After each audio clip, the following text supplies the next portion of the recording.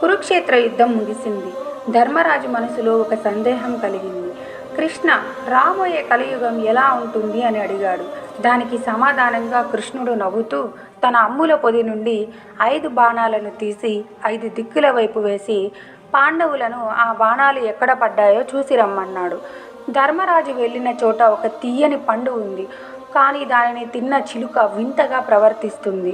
ధర్మరాజా, కలియుగంలో పండితులు, నాయకులు తీయగా మాట్లాడుతారు, వేదాలు చదువుతారు, కానీ వారి మనసులో మాత్రం ఇతరులను ఎలా వంచాలనే ఆలోచన ఉంటుంది అని కృష్ణుడు వివరించాడు.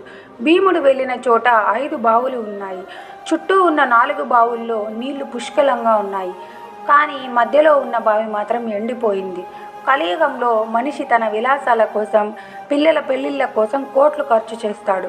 కానీ ఆకలితో ఉన్న పొరుగువానికో పేదవాడికో గుప్పడి మెతుకులు వేయడానికి వెనకాడుతాడు అని చెప్పాడు.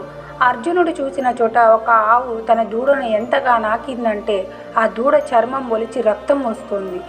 అర్జున, కలియుగంలో తల్లిదండ్రులు పిల్లలపై అమితమైన ప్రేమను చూపిస్తారు.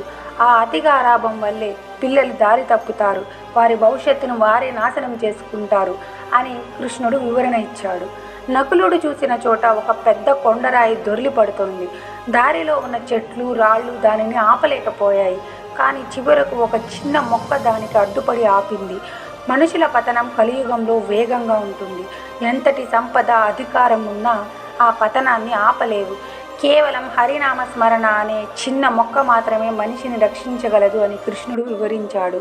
సహదేవుడు చూసిన చోట ఒక ఏనుగుకు 2 తొండాలు ఉన్నాయి. కలియుగంలో పాలకులు ప్రజలను 2 వైపులా దోచుకుంటారు. ధర్మం పేరుతో ఒకసారి, రక్షణ పేరుతో మరోసారి జనాన్ని పీడిస్తారు అని కృష్ణుడు వివరణ ఇచ్చాడు. పాండవులు కృష్ణుడి మాటలు విని ఆశ్చర్యపోయారు.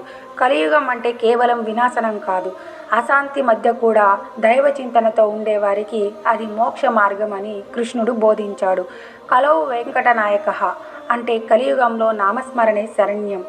ఈ వీడియో మీకు నచ్చినట్లయితే లైక్ చేయండి, షేర్ చేయండి. ఇలాంటి మరిన్ని వీడియోల కోసం మన ఛానల్ని ఇప్పుడే సబ్స్క్రైబ్ చేయండి. జై కృష్ణ.